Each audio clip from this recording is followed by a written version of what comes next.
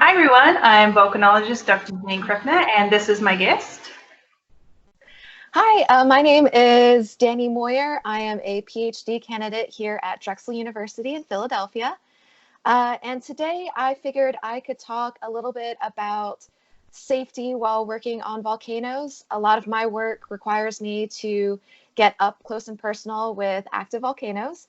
And one of the first things that people ask me as I'm prepping to leave is, how am I staying safe while I'm up there? I'm kind of working in areas that most are not fortunate to get to see up close and personal.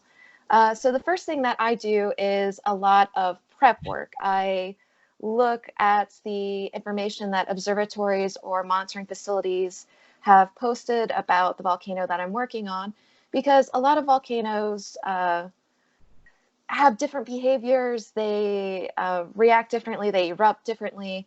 So it's a good idea to know what you're getting into before you get up to the crater. And so for my volcanoes, I've been going to a lot of gassy volcanoes, which means that they're pumping out a lot of SO2, which is really not good for your lungs. So what I always make sure I have in my pack is a gas mask that is rated for those gases. And that allows me to get my work done while also breathing easy. And the next part that I have to make sure to keep an eye on with this gas is that you don't want it on your skin. You want to make sure that you have as much of your skin covered up, because when SO2 starts to, or sulfur dioxide, starts to react with the sweat on your skin, it turns into sulfuric acid, which is a bit of a weak acid. It's not going to melt your skin off or anything like that, but it's going to make you really itchy. And the last thing that I want while I'm trying to get work done is to be scratching the entire time. So when I'm up there, a lot of times what I'm working on measuring is ash. And that brings on its own safety hazards. If I'm up at a crater, or if I'm measuring from further downwind of where the ash is erupting, I want to make sure that I have a particulate rated mask so that I'm not breathing in those ash particles. I have been caught once or twice in a situation where I didn't have a gas mask available, and I know other peoples who might be working around volcanoes or living near volcanoes, they might run into this as well. So what you do is you actually get a piece of cloth and you wet it a little bit and you put it over your nose and your mouth, and that acts as an emergency mask. And you can use that until you get out of the situation where you're getting that ash erupted on you. Another thing that comes with ash or very active volcanoes is projectiles. You can have something called lava bombs that are erupted out of the volcanoes, and they're these just big clumps of lava that are thrown out. And for that, I make sure I always have a helmet on when I'm working in these areas.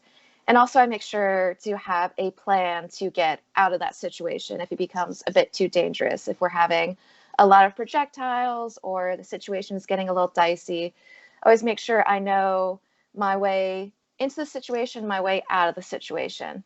And that kind of helps if you're in an emergency where you might not be thinking clearly, you at least have your escape plan. Because at the end of the day, my philosophy is safe science is great science. So I love working on my volcanoes, but I also love being safe working on my volcanoes. Thank you. So that's all really great, and I love how number one is be in contact with the local observatory, know where to get the official information from. Every volcano is different. Know what hazards you have at a specific volcano. Everything from your clothes. So we always have sturdy field boots, which sometimes don't last long in the. And then making sure you have your equipment for your eyes, your mouth, your skin, sun as well. Weather can be dangerous. Driving around volcanoes can be dangerous. And having an evacuation plan. So thank you so much. It's really great to talk about the safety aspect. That's critical for every volcanologist in the field. We want to be safe. We want to get back to our friends and families. So thank you so much for joining me for this volcano moment. Thanks for having me.